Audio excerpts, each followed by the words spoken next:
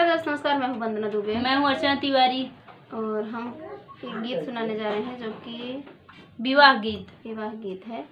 कैसे लगे कमेंट में जरूर बताना।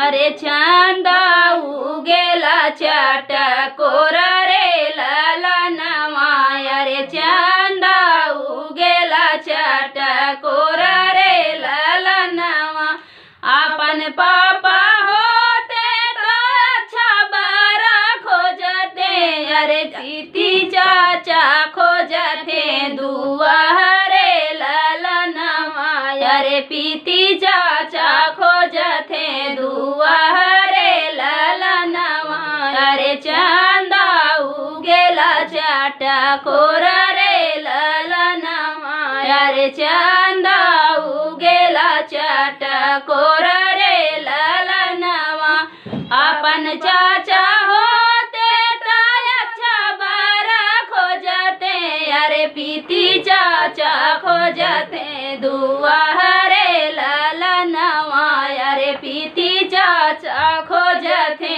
दुआरे ललनवा, अरे चांदा उगेला चटकोर रे ललनवा, अरे चांदा उगेला चटकोर रे ललनवा, अपन भैया होते तो अच्छा बारा खोजते, अरे पीती भैया खोजते दुआरे ललनवा, अरे पीती भैया खोजते दुआरे ललनवा, अरे चांदा उगेला चटकोर रे ललनवा, अरे चांदा उगेला चटकोर रे ललनवा, अपन फूफा होते तो अच्छा बारा खोजते, अरे पीती चाचा अरे पीती फूफा खोजते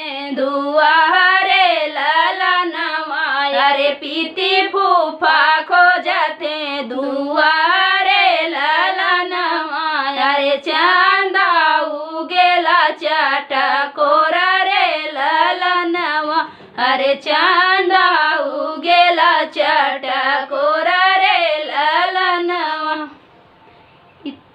और ये गीत कैसा लगा कमेंट में जरूर बताना। फिर मिलते हैं किसी नेक्स्ट वीडियो में, तब तक के लिए बाय बाय। और हम अपना परिचय दे रहे हैं। हम हैं वंदना दुबे और मैं हूँ अर्चना तिवारी, और हम लोग एक जौनपुर ज़िले के छोटे से गांव में भूटान क्षेत्र के रहने वाले हैं। Bye by.